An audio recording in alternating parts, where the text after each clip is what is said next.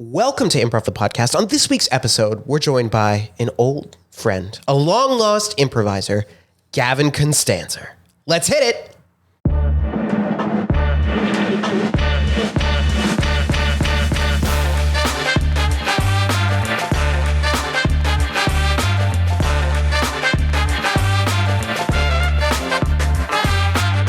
Welcome to Improv for the Podcast. I'm your host, Michael Lee Evans, and on today's episode, we're joined by former IFTP student, now something else, Gavin Konstanzer.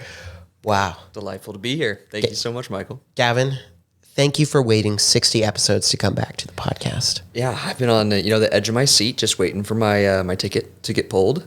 It finally did. I was ready. Here I am. Yeah, well, you were banned for a while. Yeah.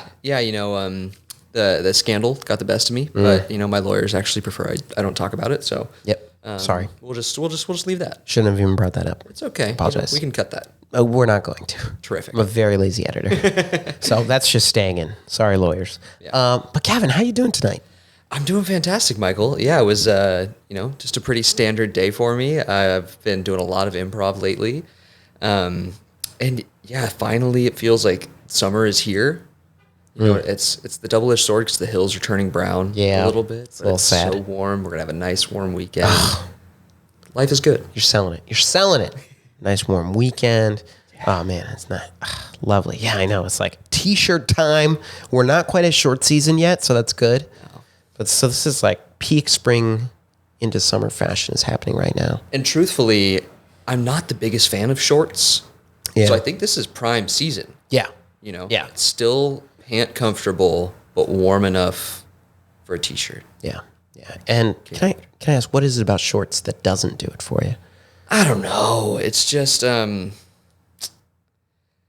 feel like I'm too available. Like, if someone's like, "Hey, can you help me?" I feel obligated because I have the swiftest moving legs at that given moment. Yeah. Yeah, there's something that I feel obligated to do things in shorts. Shorts are business, time to move. Yeah, exactly. I did not expect that answer, but you know what? I respect it. It's true. Like you walk into a room and let's say you're moving a desk. Oh, yeah. And you see two people sitting there. You can ask the guy wearing jeans or the guy wearing shorts. Oh, absolutely. The shorts. Shorts guy, It's like, oh, look, those legs are swift. Exactly. Yeah. That's exactly what I'm saying. Okay, I need to move this desk in a hurry. I see it. I'm never wearing shorts again. No one will ask me to help them move if I'm wearing shorts. If I'm wearing sweatpants, pajamas. We can get those the zip-off ones. Oh, yeah, so I can wear shorts when I need and go back to pants in a pinch. Exactly. I used to have those when I was in elementary school. Oh, I still got a pair. Still? Yeah, well, I use them for camping. Why not all the time, Gavin? I'm rethinking it now. I should. Yeah. Imagine halfway through this podcast, you're like, whew, a little toasty in here. Zip. Pop the bottoms. Real treat for the YouTube viewers. Real treat. You're like, let's see those knees. Exactly. Yeah. I just don't like shorts because the legs get real white, in the off season. Sure. It's just, they're okay. They've been better. They've been worse. They look nice. It's just, they're a little hairy. You got a nice pair of legs. I got more hair on my legs than my head, Gavin. What can I do? That's okay. Yeah. That's right. It's keeping them warm. Yeah. Right. Yeah. I just redistributed. That's all. Exactly. Redistributed. You're saving it for later. Yeah. Saving it for later. All right. Gavin, so before we get too far into this, just maybe for listeners who don't know, not everyone has listened to all 70 plus episodes of Improv for the Podcast. They should. Could you give me a quick, 2-sentence summary of your relationship to this place? Totally. So I'm Gavin. I have been with IFTP for about coming up on just over 2 years now. Phew. Yeah, I started out as a student in Jamie's class and then bounced around trying out different teachers, getting to know the whole community, and then just falling in love with the craft.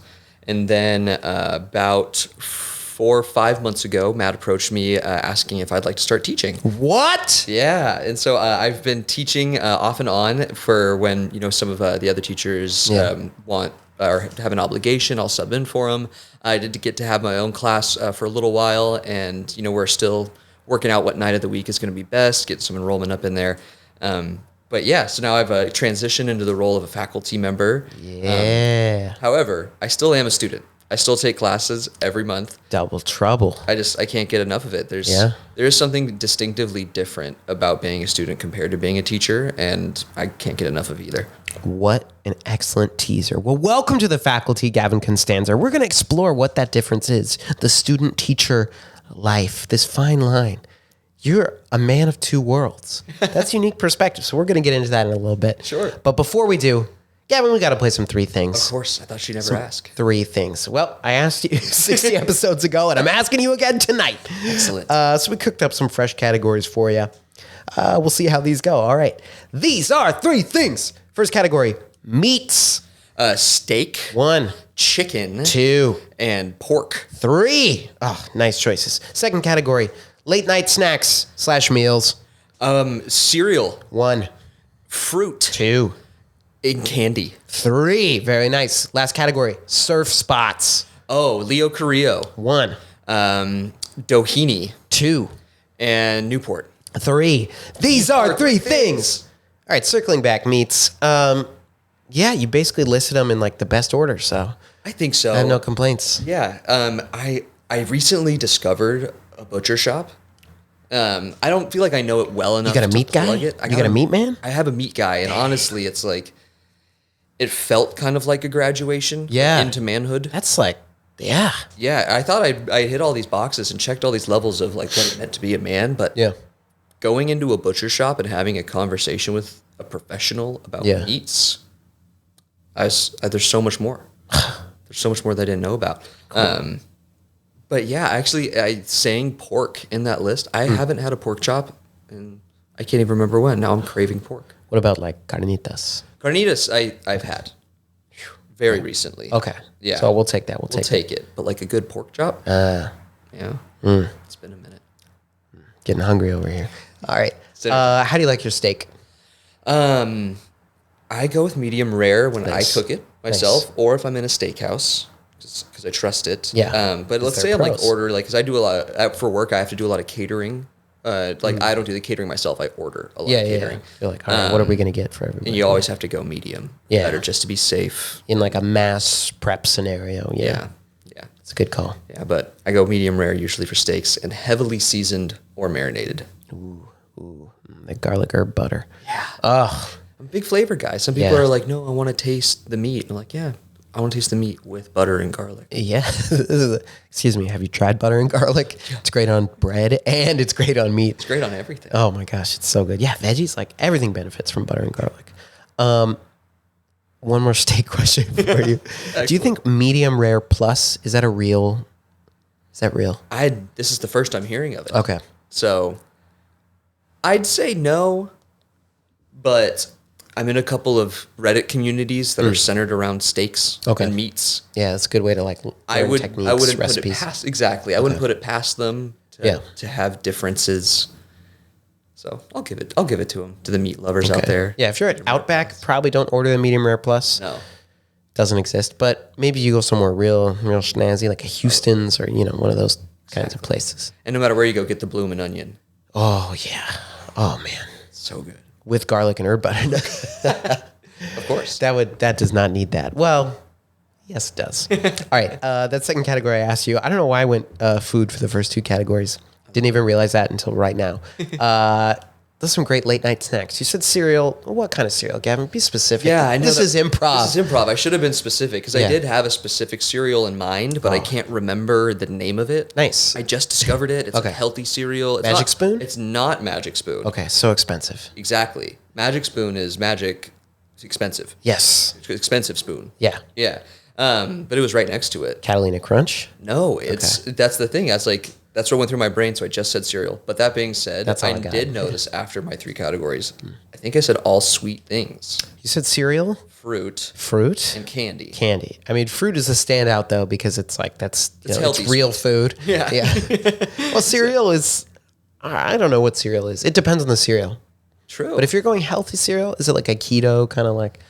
I mean, I say quote healthy cereal. Yeah. I don't think cereal's meant to. It's a healthier option than ice cream or Frosted Flakes. Yeah. I mean, you're not saying it's not Cookie Crisp, right? No. Okay, then you're doing something right. Yeah, Cookie Crisp is just cookies. Yeah. It's like they took all the like famous Amos rebranded. Made them as small. Cookie Crisp. That's a good They're point. the same, yeah. Yeah.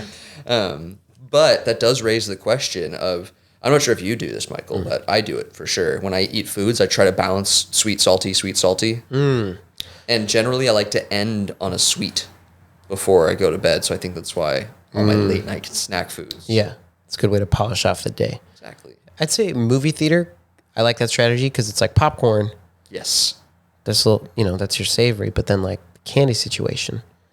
I actually just go sour Skittles, so it's not even sweet. It's just like, how do I burn my tongue? And I love that. I love to bleed a little bit. Sure. Everybody likes that. Yeah. Yeah. Everybody likes a little bit of pain. Yeah, a little bit of pain. All right, give me a candy at least. Give me a fruit, give me a candy. Yeah. Fruit. that specificity up. Definitely. Passion fruit. My favorite fruit. Wow. Yeah. Nice. So, I love that it looks like alien eggs and like it's all goopy inside. It's just fun. Presentation, I mean, that's Fun for everybody. hard to beat. Yeah. And then candy Twix. Oh, that's good. Left or right Twix? I'm partial to left. Okay. Personally. I like right, but right, it's not the league for me. It's not the league for me. Gavin Konstanzer, noted leftist. Got it. Yeah. Oh no. There's our clickbait. That's McCarthyism. He's going down. No. All right. Last category. Why'd I ask you about surf spots? Because I surf. Or at least shred the gnar? I shred some gnar. Some gnar. On occasion. Some gnar has been shredded. Some gnar has been shredded on my account. Yeah. I'll take full responsibility for some minor gnar shredding. Whoa. Solid. But honestly, going surfing here in Los Angeles is kind of a chore. Yeah. I was It's where? Like you go up to Ventura maybe? so I like going up to Malibu area. Okay. There's a lot of spots in Malibu, but once again, it's far and it's crowded. You got to get out there at like 6, the break of dawn at the Fun earliest. weekend. Yeah. Yeah, which I mean, it has its own pleasures to it. Like it's nice to watch the sunrise and everything. That's true. But also, beautiful sunrise. yeah, exactly. But I do go on surf trips. I'm trying to go on at least one per year. So Nice. all of my surf spots that I mentioned were local, though. Okay. More or less. Yeah. I knew that for sure. Yeah. Totally. Yeah. Yeah. Have you ever shredded some gnar? Not. I've attempted to once in the Okay. ocean. Let's put that What about that? about mountain? 18 years ago. Oh, okay. Yeah. What about that mountain gnar though? Twice. Okay. I'm more of like a concrete gnar guy. Oh, a little I have skate. a little more experience doing that gnar. Okay. Which is sad, being a San Diego kid and not surfing in the ocean. Skating is the surfing of the land. Yeah, it's just more. I don't know. It's just you just walk outside and you can do it. Exactly. Yeah, No, skating's super cool. yeah. Guess I'm retired though. I don't know. It's been a long time. If you were to hop on a skateboard now, would you want to be on like a longboard and go down a big hill, or would you want to hit the park, or just scoot? I'm like, I'd probably just want to scoot around first. Sure. I'm not ready to like drop in yet. That's like I used to, but now it's like, you really gotta just lean into that thing. Yeah. And otherwise you're toast. So True. otherwise you wipe out, dude. Dude, if you drop in too easy, life's not like that, man. Straight. You gotta drop into life. Drop in like a tab of acid, brother. Oh, dude, drop it in like a vote in a ballot box, Oh, Drop it in democracy, there. dude. Democracy. Democracy. There it is. Left Twix. There it is. I'm an independent. Like the truck company for skateboards. Oh, righteous. Independent trucking. Oh, because skateboards have trucks too. Absolutely. Oh, righteous. Absolutely. There's more where that came from. All right. So Gavin, thank you for answering those questions and also teaching me the names of local surf spots. I could list them all right now, but I'm not going to. I believe you. Yep. Yeah. Dalmatian. That's all I got. San Pedro. Yeah. Wave crash. Mongo. Oh, I know it well. Yep. Wait, do you like... Okay, hang on. I gotta go back to Okay. surfing real quick. Do you like surfing movies? Love surfing movies. Okay, Blue Crush. Okay. You seen that one? Of course. Okay, nice. What about... what's the one... Shoot. Oh, Soul Surfer. I haven't seen it in a very long time, but I have seen it. So when I was a kid, I went to surf camp Yeah. in Orange County, and Yeah. like overnight camping, you watch movies, it's like a camp and everything. Yeah. And there's this old movie called The North Shore. Oh, I've heard of this. It's classic. Yeah. Half of my characters are based off of that movie. Nice. Yeah. Sick, dude. So sick. Sick, dude. It's North Shore. It's got the greatest waves. Not even choppy. Like, greatest of directions, north. Greatest of geographical features, shores. Sure. Oh, Put those together. Butter. shores give me the heartbeat thumping. Oh my dude. Like an EDM track, dad. Oh, totally. Just drum and bass. Like 155 BPM. Oh, dude, that's so fast. There it is, dude. That's Stop in it. the orange zone. Or it is red alert. Code red. Oh, my favorite drink. If you're still listening, thank you. If you're not, I understand. We get it. Understand, dude. Go grab yourself a Code Red and come back. And chill out. Sugar free. All right. So Gavin, you mentioned it earlier, and I'm gonna ease you into this. So, do you remember on the podcast? Usually, kind of towards the end of the interview portion, I ask everyone kind of like in the next year, what's like an aspiration or something you're working towards that you have as an improviser, as a performer, as a creative. Mm-hmm. Do you by chance remember what you answered to that question? I believe I do. Right. I said I wanted to teach. My God, this man is good. You are correct. So I listened back to that episode, and two things. You were like, maybe I want to try commercials one day, Sure. and that you wanted to teach at IFTP. Yeah. Gavin, you're a teacher at IFTP. I am. I am a teacher. You did it. Yeah. Congratulations. Thank you so much. Like, just listening back to that, I was like, oh my gosh, he did it, the madman. That's really cool. Thank really you. Cool. I appreciate that. Saying it out loud on the podcast last time, it was something I had known before that, but then to say it in a public setting, Yeah. like this, I don't know. I think there's power in that, Yeah. in declaring things like to the speaking it, world, yeah. putting things out loud. Because so much of our life is lived in our heads, and when you put things out into the world and make yourself vulnerable like that, it forces you to hold yourself accountable. Yeah. Yeah. Yeah. Definitely. Yeah. Definitely. And now that I'm getting to experience what it's like being a teacher, then there's the next goal and the next goal, and then Yeah. it's been interesting to feel like I'm growing in a lot of different directions simultaneously. Yeah. It's fantastic. So I know you mentioned it before. There was you said maybe about 5 months ago, Matt approached you. What do you think between that conversation with Matt and I guess, 60 episodes ago on the podcast, what do you think changed in you to get you to that point where Matt saw you as like, I think this guy's ready? That's a good question. Because I think there's two different ways to come at it. I think there's the little more probably practical, readily available that's already at the forefront of our minds is the question you asked. Are just like, okay, so starting there, what did I do to get to the next point, which is teaching? Yeah.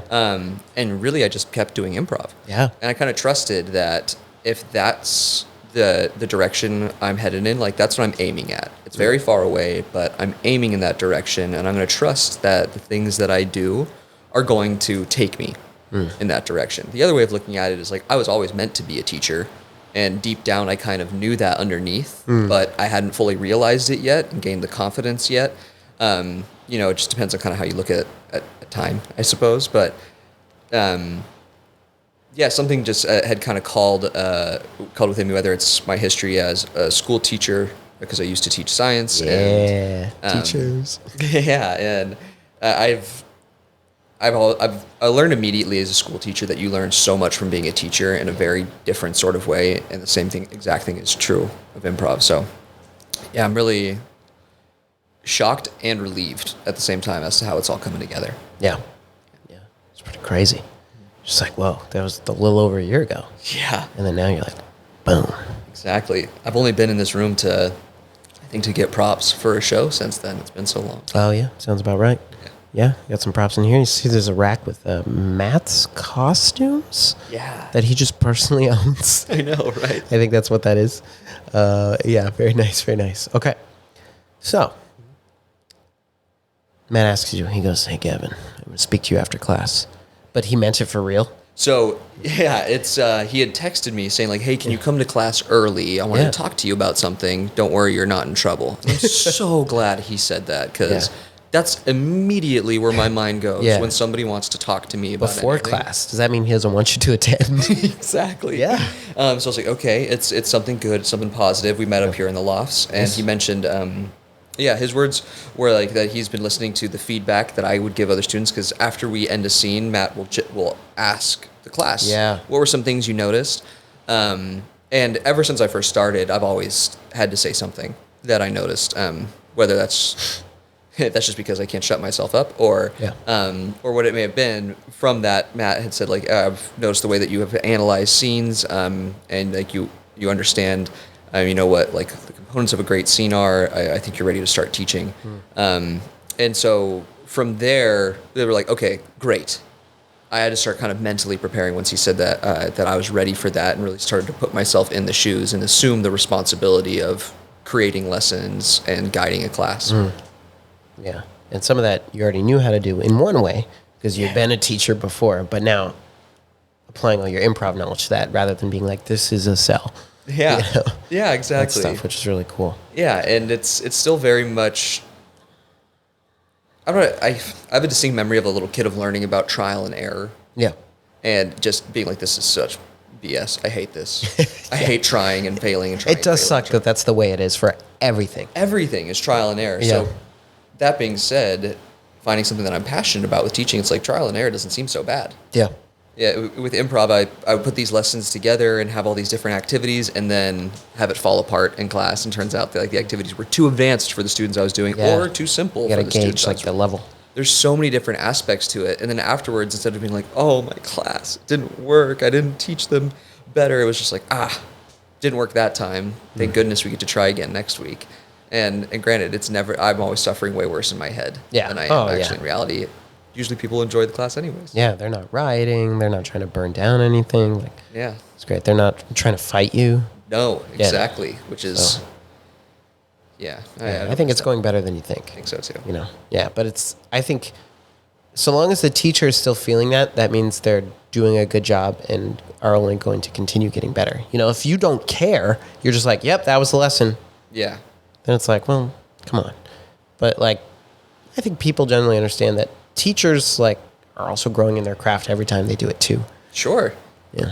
I think that's true of everybody. You know, everyone is growing in their ways, and I don't know. It's funny. We make our classroom such a safe place to try and learn improv and to be funny and to laugh and giggle, and we fail all the time in class and laugh and giggle about it.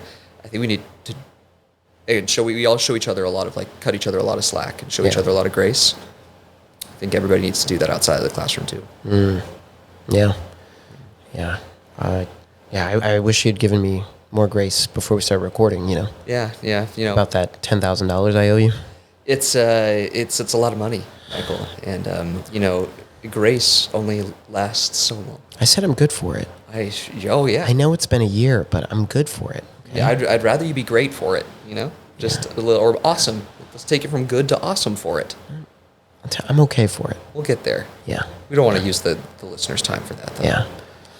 Okay, we might have to cut that. Okay. Yeah. That's, Okay, well, that's some tense stuff. No. Yeah, okay, moving on. Okay. Welcome back. So, you make that jump. Yeah. Because I know you've taught a number of classes. You've done some subbing. You had your own class for a little bit. Thinking about maybe your first couple sessions that you led, your first time, they're like, it's me, I'm the teacher, Gavin. What was that like for you? Exhilarating. Yeah. Absolutely so. It reminded me of my first improv class ever, which reminded me of the first class I ever taught ever. It's interesting in general being in a classroom setting as an adult. I'm sure that the other adults listening to this, like, maybe they've been back for a parent-teacher conference or a school night or something like that. But when you're back in the classroom, it does cultivate a certain environment. But specifically to my first couple times teaching, it's the amount of nervous energy that transitions into active energy. Like, kind of, there's I get like a little sweaty or like a little fidgety, and then the class gets going, and I'm just running from like wall to wall and like saying all these things left and right. And then before I knew it, it's class is ending, and there's other things that I wanted to do, but I got too distracted halfway through. Yeah. And it's just like, oh, what a beautiful problem to have. Yeah. And it was exhilarating is the best word that I could come up with. And then for students, and this is kind of why I still take classes as a student. There's a lot to be said about learning in a relaxed environment where you feel safe and comfortable and having things brought to you. It's like having food brought to you or having food cooked for you. It's, there's not a lot of stress going into it. And that cultivates a certain type of learning. As a teacher, the lesson starts much earlier with planning the lesson, putting things together, researching online, new improv games, reading through books. I want to really work on yes and this week. Which activities are really going to hone in and complement each other well. All of that process is learning as well as the teacher side of thing. Now, there's a nuance of responsibility to it that I think is really important. When you add that level of responsibility, I think it brings results faster for some people, depending on where you need to grow. And for myself, having been a student for over 2 years now, to complement the other side where it's like, oh, I get to have my relaxed learning where I can just sit there and learn, or my active learning of like, I planned all this and here's how it's manifesting, that trial and error. To have both is helping me, like I said, grow in a lot of different directions at once. Yeah. Yeah. And I think too, the ability to go between both those worlds of like, okay, a teacher right now, all right, this is what it's like to be a student at IFTP. I got to remember this. Like I don't think any of us are doing that right now. So I love that. And it makes me kind of go, maybe I should get back in the classroom for a little bit, It's so much fun. Get a taste. Yeah. Because it's been a while and I'm like, oh man, I kind of miss it. Come back. I miss those Wednesday nights. I miss doing scenes with you. I know. Yeah. We only get to do them in shows or at camp. And every time we do them, they're hilarious. Yeah. So we've got to do more surf scenes, honestly. That's what the people want. I think so. Yeah. I think we're birthing two characters here. Oh yeah. It's like, but they both sound like Keanu Reeves. Yeah, from Bill and Ted's. Yeah. I think we both have a mouth thing we do too when we slip into that. Oh, totally. Just like because that's how you get there. More in the lip. Yeah. Like what? The lip needs a little bit of distance from the tooth. Yeah, absolutely, dude. Like they belong together, but like separately. Yeah, you're never all the way closed. Yeah. Yeah, that's you gotta physicalize the accent. That's a real thing. It's a real thing. Okay, jumping back. Okay, so I know this. I don't know if our audience knows this, but I think about you mentioned like just doing more improv leading up to becoming a teacher, but I think also like you expanded your horizons too. Sure. I know in that time you took a musical improv class that we had here at IFTP. Mm-hmm. You also started taking some classes or getting involved in another improv studio, West Side Comedy, West Side Theater. Yeah. Yeah, more or less. I took a class with Chris Alvarado. Okay. And friend of IFTP. Yeah. He's really a great teacher, great person. I love taking his class. It's one of those things where it's just like, when I see like on Instagram, he's like, oh, we had a great class this year. I was like, dang it, I missed it. One of those things that I just need to be more on top of because once again, it's learning in a different classroom, in a different container. But yeah, actually, I joined a team, and we perform at West Side Comedy, and that's learning and practice in its own way. I did the musical improv class was so fascinating. I do enjoy singing, but improvised singing it's a whole other animal and beast. That's a beast. But then also I did learn a little bit of just like general musical theater from the class as well. I really wish that I had more of a musical theater background. I didn't really get into it in high school. So getting to experience a little bit of it here in my favorite studio was really nice too. But improv is life. It's just that. And, I view everything you do every day as practice for improv. If you really listen and pay attention to what people say and the way that they behave and act, we're all bizarre. We're all like rhinoceroses or ostriches or penguins. Like we're human beings are weird. Yeah. So true. If we're just like kind of paying attention to what everybody does, it's like life is an improv scene in and of itself. So you can learn from really anywhere. You just kind of have to apply the yes and philosophy to everything you see. I like that. Yeah.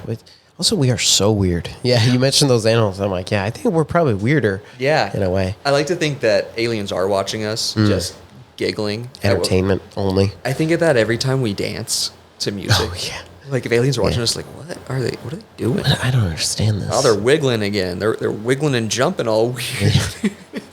Like, that one's good. That one is not. Or I don't know if they have like a scale to gauge that. Oh, yeah. I'm sure they do. There's a whole like checklist. Yeah, they've been watching long enough. Yeah. I think that would be more interesting. Like if I had the ability to observe another species on another planet without them being aware and like get into the minute details, like I totally would. Be like, yeah, what how do they do this? They do what? Like, yeah. It'll be very interesting. Yeah.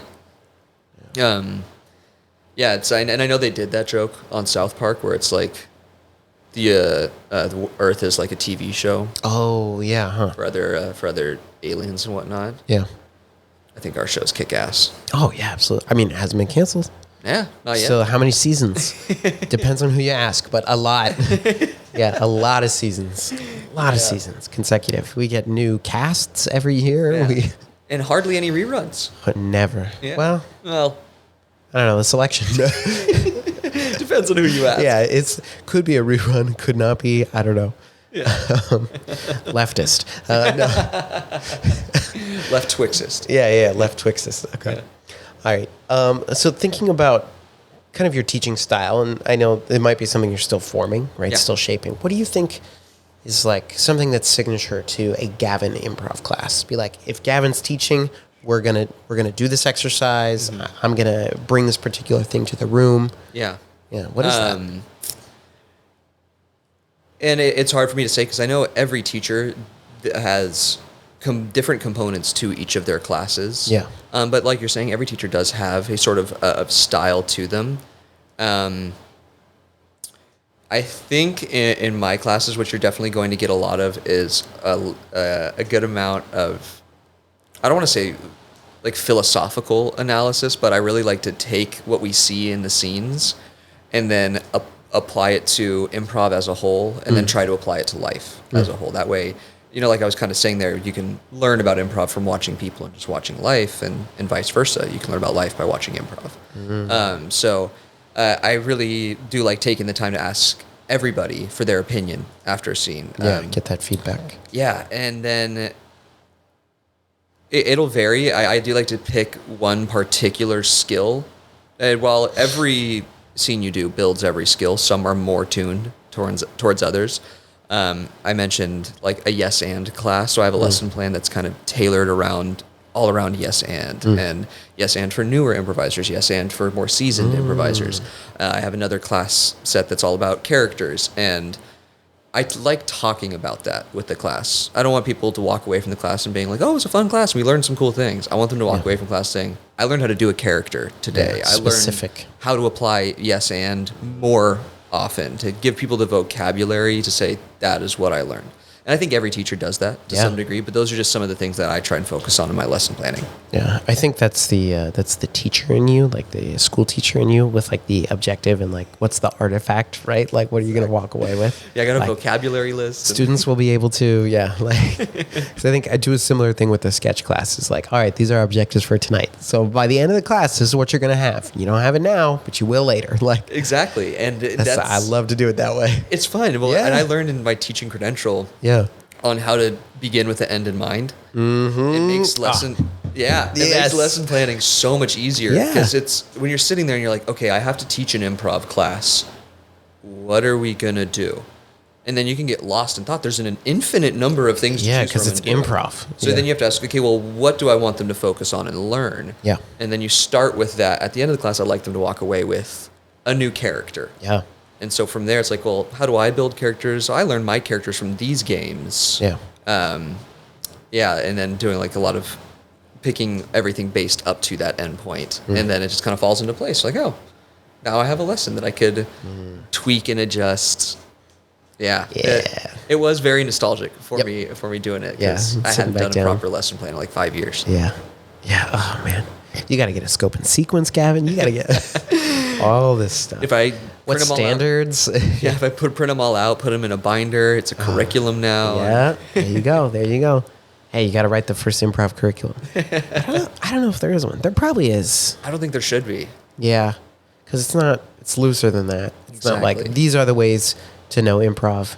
And if you do this, you will be a master. And that's not quite how it works. Yeah. So true. I'll never forget one of my first scenes in Chris Alvarado's improv class. There wasn't a single joke in the whole scene. There wasn't a single laugh. There wasn't a single joke. And I left as soon as the scene ended. I wouldn't say mortified, but I was like, man, that was a bad scene. Like there wasn't a joke to it. And everybody in that class was just like, that was so interesting. It was like a slice of life and all these different pieces to it. And I was like, oh, so improv doesn't have to be funny. It is fun. It doesn't have to be funny. It could be anything. It could be, I've done drama improv classes here. Yeah. They're incredibly cathartic. Yeah. Yeah. Anyone listening who's wanting to branch out and do the different forms of improv, take some of our workshops. They're so cool. Yeah. That's one thing I need to get into here too. It's like I've just haven't done that. Like musical improv for me, like you talking about that, I'm like every time it's gotta come back. Yeah. Lauren Pritchard. Yes. Yeah, she's gotta come back. She will. Gotta find her. We're gonna just go to her house and be like, hey, what are you doing tonight? She's You're probably teaching singing. class. Yeah. We're here. Yeah. Yeah. We're all here. The kids It's are like all a here. reverse Christmas caroling situation. Yeah. Where we come and you sing to us. And you have to work. Yeah. That would be hilarious. Like, I want to go knock on people's doors and be like, it's reverse caroling. You sing to me. Yeah. You do my taxes. Yes. But I like reverse caroling. Yeah. That would be a great prank show. Yeah. Like, oh, hello, we're Christmas caroling. Could you do one of these songs? Just hand it to We him. hold up the words. I feel like that would be like a Conan O'Brien thing like Yeah. that he would do. Oh, man, that's good. That's really good. Okay. I got a couple more teacher questions for you. Yeah, definitely. And then, and then we're going to do something. Excellent. We're going to maybe magic. It'll be magic. It'll be It will. magic. It'll be magic. Okay. So, what do you think as a teacher? Like you've taught some beginning classes. I know you've taught some more experienced students. Like, what do you have a preference in the types of students you teach, or are you like, I like either? I don't think I've been doing it long enough to have a preference per se yet. Both have their benefits and drawbacks. Yeah. When teaching more advanced students, the process can feel like, I'm going to choose to look at the positive side of it. I would say it feels a little more collaborative, where it's like you're asking them, when you did that, what was kind of, where were you coming from with that? With newer students, there's a little bit more of like, try to avoid doing this or avoid doing that, or that thing you did was great. Yeah, I think, and there's variations in what you can do with newer students, but actually no, I think that it just, with time, for example, I built this lesson around yes and so I Googled improv games that teach yes and of course the first one that comes up is yes and. Yeah. You start sentences out with yes and I was like, okay, yeah, we'll do that one, and then I kept reading and it said, now do gesture yes and I was like, gesture yes and, what's that? I don't know. And so it's the same thing, yes and. The first person starts out by saying a place, just to make it easy on everybody. This bar is dark. And the next person will then start their sentence with yes and, but instead of finishing their sentence with words, they gesture to contribute to the scene. I like that. So the bar is dark.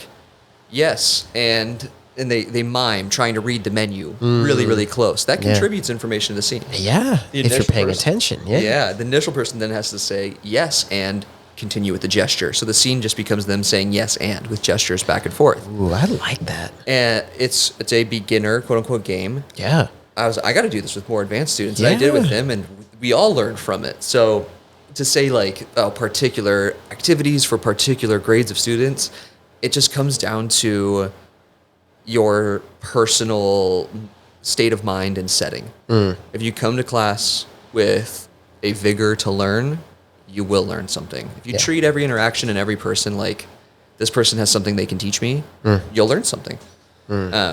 So I and that being said, I'm not perfect. I've had, moments teaching or moments in class where I just wasn't in the right mind space to learn or to teach, and it comes and goes. Yeah. Yeah. That exercise, that's a great exercise. Good one. I want to try it sometime because it's like, yeah, it's so rich just with gesture. Like, because one, that like, you know, you don't always have to use your words. Like word economy is so important in an improv scene where oftentimes we can be so verbose. It's just like, blah, blah. And you're like, gosh, you're just spewing out garbage half the time. I do it all the time. Yeah. So like just that, you know, use your body, physicalize, but like, what are you communicating through that? Yeah. It's very interesting. It forces it because the nature of the game forces everybody to yes and, but then it also forces you to make assumptions. Mm-hmm. And also so often somebody will say something and we hear something different or we mishear them and we take their bit of information. Like a classic one, and I'm conscious of this all the time. When I'm playing like an older character in a scene, I'll be like, all right, son, get on over here, just as a term of endearment. Yeah. And then my scene partner hears the word son and thinks, oh, this character is my dad. Dad? Yeah. Yeah, and I was like, oh, that's not really what I was going for, but now that's what the scene is about. Yeah. With gestures, that's so inherent that the person who's trying to deliver the gesture immediately has to let go of their gesture and be like, this is what I gave you. What did you hear? Yeah. Oh, I was doing read the menu. You thought I was cleaning my glasses. Now I have to take what you said because we're starting our sentences with yes and. Which is good too, because yeah, like you said, it drops that assumption that we all have. We're like, no, my thing. We're doing my thing. Which is like, that's two lessons in one right there. You're getting the yes and you're getting the, hey, like, clean your plate. You don't know what's coming next. Yeah, exactly. But just eat whatever lands. And I think there's people who are expert at it, and we're all trying to get there. Yeah, and the rest of us are learning. Yeah. Getting better. Mm-hmm. Yeah. Okay. My last question for you, Gavin. All right. What do you think makes an effective improv teacher? Great question. I would say what makes a great improv teacher is dedication. Because that can manifest. Like at first what was coming up to my mind was preparedness. But I recognize that like the nature of improv isn't necessarily preparedness. Yeah. But a dedicated teacher knows their own process and is committed to the craft well enough to bring that commitment to every class is really all you can do. Like let's say somebody who's they are such an improviser that they can't plan a class ahead of time, and they show up and they're like, okay, we're going to just kind of freestyle it here. If they know that that's their process, that's them prepared, so long as they know that. Now that same teacher, let's say they forgot about class and then they're rushing to it at the last minute and like, oh yeah, I just plan everything out anyways, and they don't bring their full self to that, they're not prepared. Whereas then there's someone like me where it's like, I write a lesson plan with every little detail of what I'm planning to teach. That's my process, and that's how I stay prepared, and that's how I know I'm being dedicated to the students who are there. So yeah, and I think every teacher here at IFTP does that. Yeah, in their own way. I'm excited to get to know the faculty better as colleagues. I've gotten to know you all as like from the student perspective, and then in some social gatherings and such, but. It's been neat to take everyone's class with the lens of like, oh, how do they teach it? Yeah. What's Liam's style? What's James? What's Matt's? What's Ava's? Ben's? So, yeah. What's Gavin's style? We'll find out. Here we go. You'll have to take my class. Shameless plug. Good teaser. All right. Well, Gavin, thank you for talking a little bit about teaching. I'm very happy to have you on the faculty, and I'm glad you're here, and I'm excited, for what's to come. Yeah. Maybe we'll get to collaborate on some stuff. Maybe I'll take one of your classes. Shoot, that sounds fun. The world's our oyster. I still have to take your sketch class. That's true. The way every time it's coming around, I know. It's always something for me. I'm really great at planning it when people can't take it. That's what I found. Every year. It's like, oh, there I go again. Everyone's got their secret skill. Yeah. You discovered yours. Yeah. Poor timing. Yeah. I've done it a different month every time, I think. Uh-huh. And, no. Yeah. I can't remember. No, this is the first time it's early. Usually it's in June. Yeah. But we said, what about May? Yeah. Honestly, I could do it in June. I'll talk to Matt. Anyway. There we go. I'm excited to go to the sketch show. I'm glad to have you. If you need people in scenes for the sketch show, you've got my number. Could need some bodies. Could need some bodies. All right. Well, Gavin, You ready to do some improv? Let's do it. All right, folks. We are going to be playing a new game called Royal Rivalry, in which Gavin and I are rivals set in the beautiful era of medieval times. We're going to see what this rivalry is all about.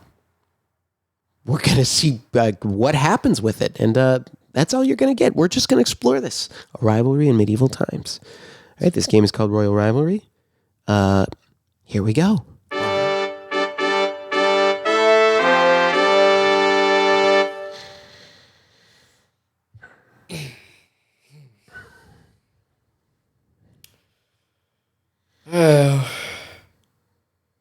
I do feel that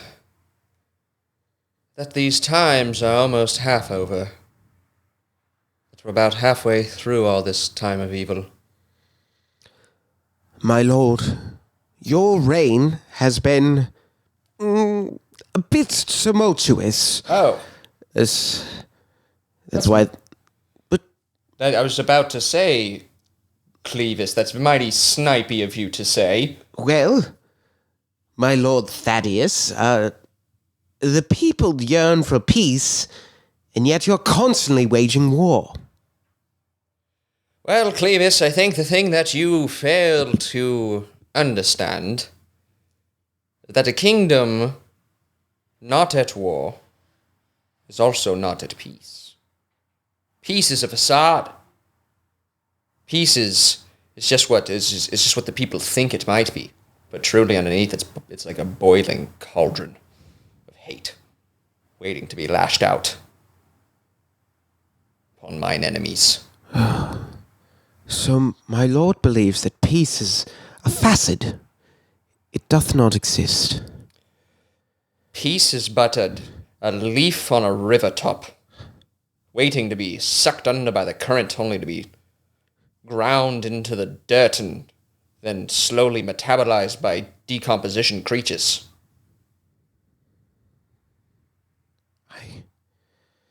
My lord, I must confess, I thought that you had invited me to your private chambers tonight to discuss, well, your plan of succession. But... Clevis, I could tell why you would think that, as it was... Well, it's hard to notice that my leg is missing. Yes. And it does have the stench. The Yes. stench that we know leads to dusty death. Yes, my lord. But I must say that until I draw my last breath, you will still be my Clevis and I will still be your lord. Yes, of course, my lord. Well, in truth, I was hoping, that maybe you'd see that our philosophies align, and maybe you'd consider me, two-legged, healthy, for your successor. But I see that Clevis. we have an utter disagreement on peace. I can only leave this kingdom in the hands of somebody whom I know that can destroy our enemies, keep them at bay, rather than break bread with them. We must smite them. We must hold them down. If we are in the midst of our enemies at a carnival and they start bobbing for apples, do you tell them to stop bobbing? No. You hold their heads down until the bubbles stop, and then you walk away. My lord, drowning others at a carnival is quite We're cruel. speaking in hypotheticals, Clevis. Oh, I see. This is all hypothetical. I was wondering how you were going to get your enemies to attend this carnival. I was caught up in the logistics. I apologize, my lord. And that's why I don't think you're ready to take the throne. Not yet, at least, Clevis, you see. Maybe someday should you prove thyself. But I was actually calling you here to my chambers today to speak of something that I was hoping I would not have to speak of so soon. But with my leg in the state that it's in, I need to wed my daughter. I must wed her off. And, Clevis, I know that you are 30 years her senior. Aye. So I have come to ask you that why on earth have you not given your wife a son yet so we can marry our children? My lord, I must confess something. Oh. You know that, every knight has his preferred weapon. Aye. Aye, and, Crossbow for me. crossbow for you. Yes, well, some might say coward's weapon. Not I, but others, my lord. And these others. Yes, well, my lord, I may not be, my wife is but a shield, might you say, but a beard, perhaps. For the weapons I seek are the swords. I think I see. Which, The analogy you're getting at is the missus and I have incorporated a many different type of weaponry into our intimate quarters as well. But yes, and as the king, that is thy right. It is. It is my right and my duty to do so. But Clevis, you see, no thing is more important than the legacy I leave behind. Yes, my lord. And I would tell you to fix your marital issues before my leg is gone. If you want to have any sort of relationship to the throne at all, do this, and you'll be handsomely rewarded. My lord, I must confess a wicked thought. Clevis, you are full of confessions today. I think that my path to the throne is not through appeasing your wishes or changing who I am. My path is through my way. Your penchants for violence. No, I believe that the kingdom's problems, the issue of our enemies, can be solved through meals. So I will not change for you, king. I will not change for any man, any woman, any child in this kingdom. But I will find my own path. Well, Through the stomach. Clevis, these emboldened words are causing me to see you in a new light. A light that some might say is quite flattering on you. But from my perspective, I wish was darker. So, you will be sent to the dungeons.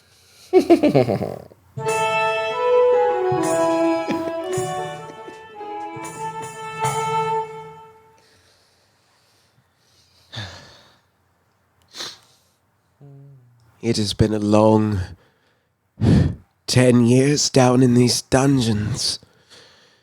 And yet my plan to take the throne has barely moved but an inch. At least my fellow prisoners believe in me. They believe in my plan to unite the kingdom via bread, butter. Well, oh, sorry there, Clevis. I didn't mean to stop you. Sorry. It's me. It's Michael Caine the Eighth from. Yes, I'm yes. stuck down here with you. Michael Caine the Eighth.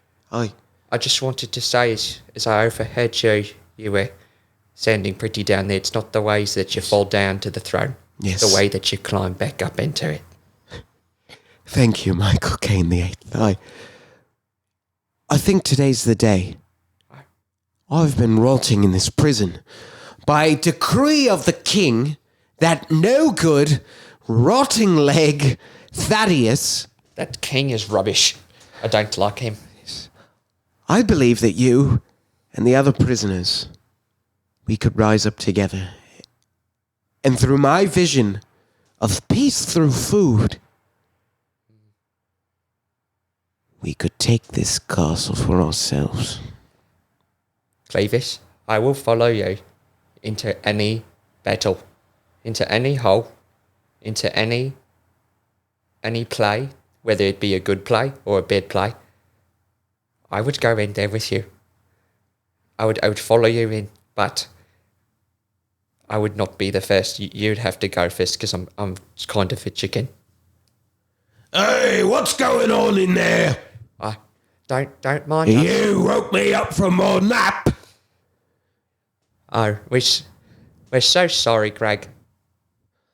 We're so sorry, Greg. We were just talking Greg, about how much we loved the last meal you made.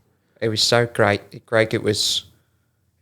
It really just tickled my palate in all the right way. Is that right? It sure is. It really it reminded me of my mum's cooking back home. Well, then your mum must be an idiot because I'm the worst cook in the castle. Thank you, Michael Cocaine. Classic Greg. So funny. So full of life. Psst. Hey, Michael. Draw your spoon. I've drawn mine. Clevis, I've got mine, but it's actually a spork. I hope that's okay. That's all right. Let's get Greg. Okay. Shank him. Shank him in the left leg. I'll shank him in the right. Let's do it. Oh, not my right leg, and my left leg as well. Oh, I'm bleeding. Do you see that, Greg? I'm bleeding. You're bleeding on the floor, and you Why? can't. Why? Now you have fallen down, and you can't get up. No. The way that we flamed it, left and right.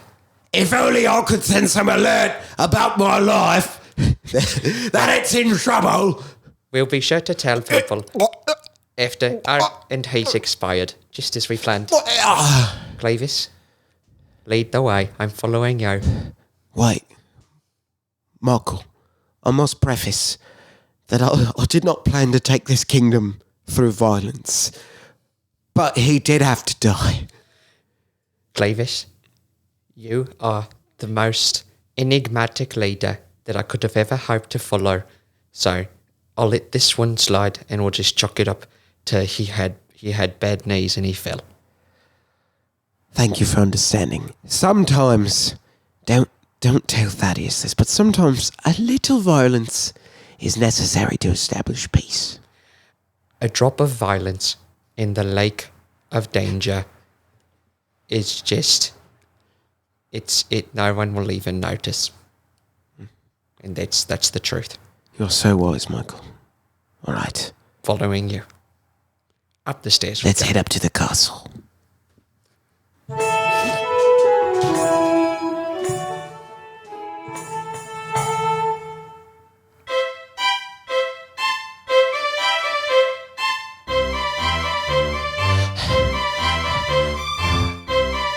Oh no. Bless the gods.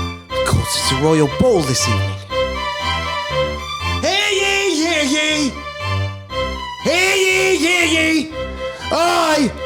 I'm listening. Clevis, have returned from the dungeons of the castle. He sure has. Don't mind his smell. Are you tired of the rule of the reign of the tyrant, violent King Thaddeus? Yeah. Hey, I know. I sure am. Michael, they're not listening. I think it's because the bass in the cello it's a bit loud. It's actually quite nice. If I can't help but tap my feet to it. Michael, So go kill the cellist with that spork. Do it. just one more drop of violence in the lake of danger. A small drop is a small price to pay. Okay. I love playing the cello. Oh! I'm so sorry. Oh, I I'll know I never don't- play the cello again. I know I don't know you. I'm so sorry. Now you're listening to me, Clevis. Oh, Clevis, is that you? Thaddeus, Tyrant King. Now, it seems you've escaped from my dungeon. How on earth did you manage that? Is Greg doing all right down there? Greg paid the price he had to pay for the revolution. Well, Greg was known for hunting endangered animals, so you've actually done me a favor. He was going to be set in the dungeon with you. You've done my violence for me. No! Curses! Wow. Such blasphemy from thy lips, as always, King Thaddeus. You once told me that I must change who I am as a person in order to be close to the throne. Aye. But listen to this, people. Oh, listen to this, everyone. He's got speeches and things to say. As I hold this spoon in my hand, this kingdom that we live in has not been good for any of us. It's been constant time of war, constant struggle, famine, disease.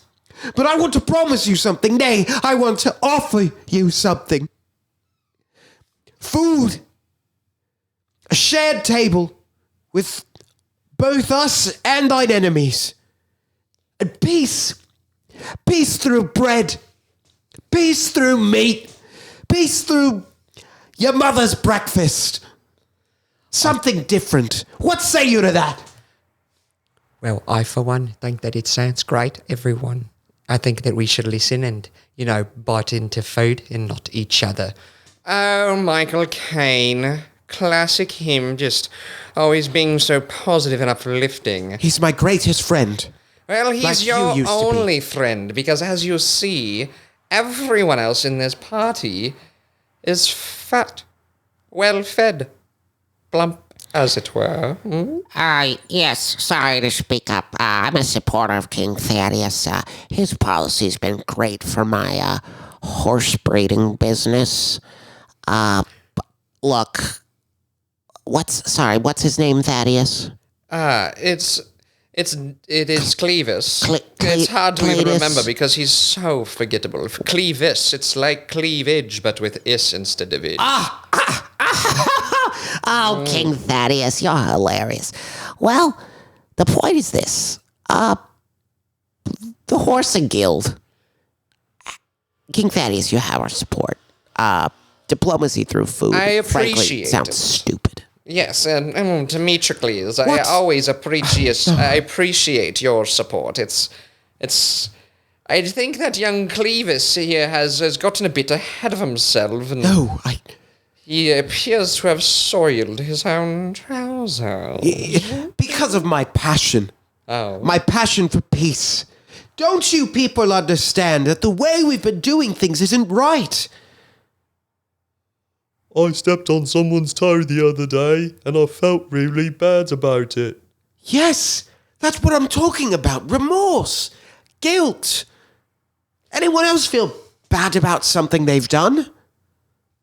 I farted, and I blamed it on my wife, and she had to walk off the plank of the ship because of that, and That's really good. it actually kind of worked out for me. I'm now a bachelor, so thanks for if anyone out there is looking.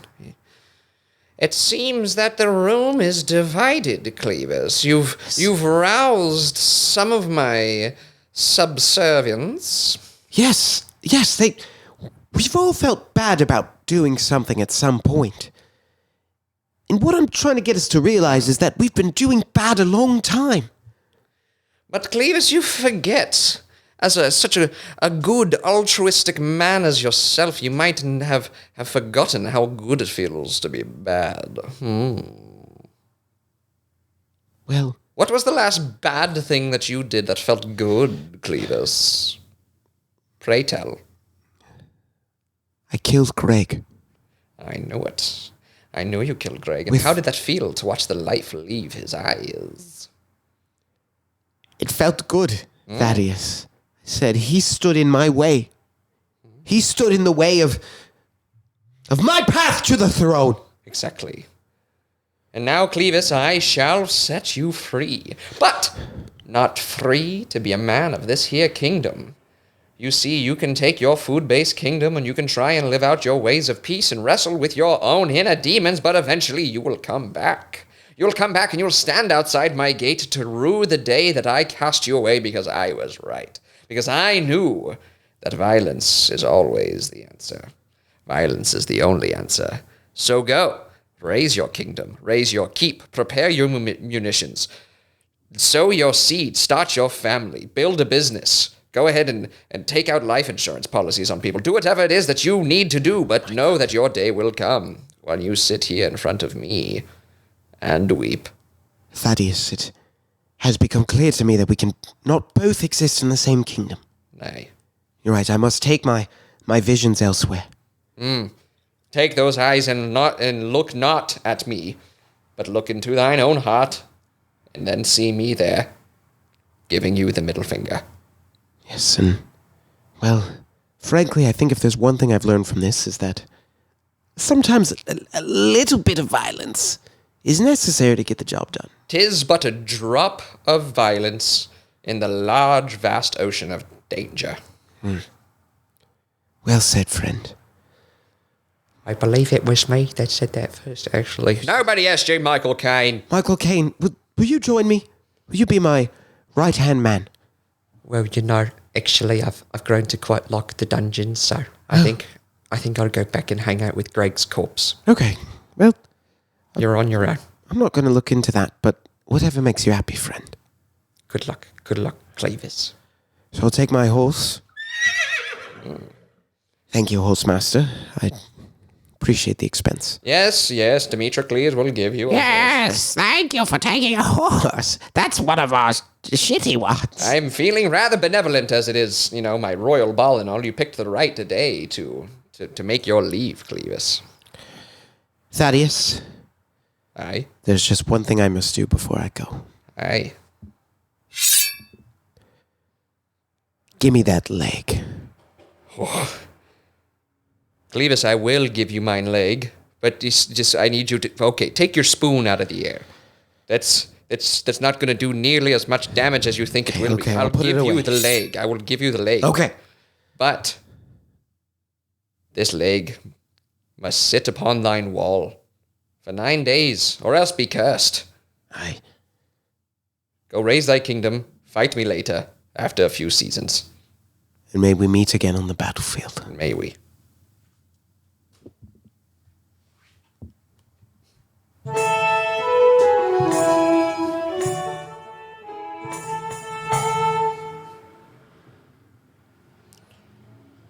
Well, Clevis, it certainly took you long enough to raise your family. Oh, well, shall I say, that leg you gave me, it caused an infection in my new kingdom. That was the plan the whole time. And I learned that if you try and give people free food, they'll just steal from you. They'll just steal it all. I knew it. I gave you that diseased leg and knew that your kindness and benevolence would be your downfall. But I honestly thought it would have taken you a lot less time. Should we even fight now? I've got Mahjong in 30 minutes. Oh, yeah.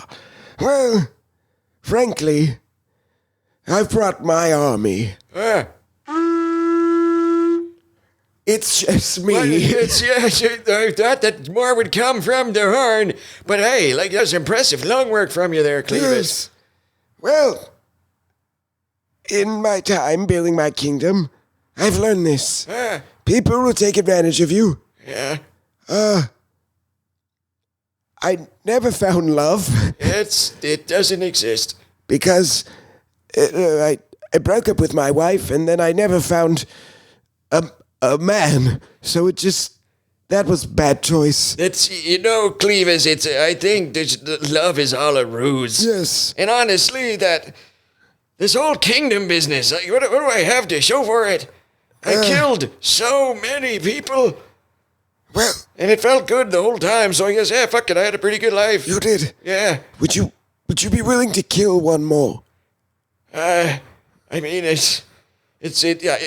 more than willing, but it's more that my belief in my ability to do so isn't quite there. It's gonna have to be a very easy way. Okay. Well, I think of it like this. If you kill me, okay, it's one last chapter to your legacy. And the history books will write it as this. Thaddeus killed his greatest rival, Clevis. Oh, well, I would say that. It would say that, but I have many other rivals, Clevis. You're like number 7. Please.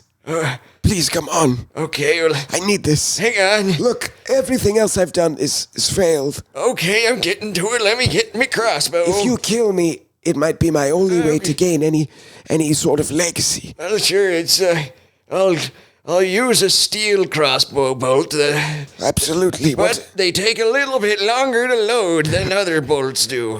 I've got nothing but time left, Are you sure? friend. Okay, it's a crank system. Oh boy, the arthritis. Oh, Clevis. Clevis, Let me help you with that. Wait, what was I doing again? Loading the bolt in the crossbow. The bolt in the crossbow, right? To shoot me Okay. for your legacy. It's loaded. I have to rest it on the chair here, Clevis. That's all right. I can't support it with my own arms. Any final words? I'm sorry. I forgive you. Sorry. No, I meant. I'm sorry for not revolting sooner. Oh, hell. Don't worry. Take your time dying. Sorry, I'm sorry for not revolting sooner. Oh. I would have been a way better king than you. I guess we'll never. I guess we'll never know. And I swear, I think the common people would have liked me more if they had just given me a chance at the ballot. Sounds like one of all of the rest, the other 6. These rivals. Every single one of them just stupider than the last.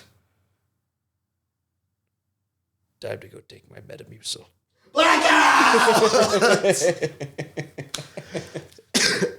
Fun stuff. Well, that was absolutely insane. I don't know how to do old British. I know. I was like, we're just old. We are not the same dude. Well, when you get older, you just become American, I think. Yeah. I think that you lose the accent. It's because you realize it was a facade the whole time. That British accents aren't real. Oh, yeah. Yeah, I think that's how it goes. All right. Well, Gavin, thank you so much for playing Royal Rivalry with me. Of course. That was so much fun. I love those characters. I was like, man, I got to clear up my philosophy. I was like, I am a gay man trapped in medieval times who wants to make peace through food. And I was like, I got to, oh And who boy. immediately starts by killing people. Yeah, who immediately betrays his own values. That's, I was trying to, stand up for the little guy, but it got so messy. Yeah, well, thank you so much for playing. Of course. Before we conclude tonight's episode, any last words you want to leave us with? Oh, my goodness. It's been an absolute pleasure being here, Michael. I love hanging out with you and, just getting to talk about improv. This in itself is a way to grow. And the last words to leave everybody with is just keep on growing. Give yourself that space. Keep on keeping at it. Keep on keeping on. Keep on growing. And find a surf spot in LA. Yeah. But go early. And go early. With that said, thank you so much to faculty member Gavin Konstanzer for joining us on Improv for the podcast. We're going to be taking a break after this episode, but we'll be back in maybe a little over a month. But until then, we'll see you next time. Improv for the podcast was created by Matt Moore and Michael Lee Evans. Edited and produced by Michael Lee Evans. And finally, presented by Improv for the People. Interested in more IFTP? You can visit us at improvforthepeople.com or on our socials, such as Instagram, TikTok, Twitter, and YouTube. Remember, new episodes are released weekly. Thank you for listening. We'll see you next time.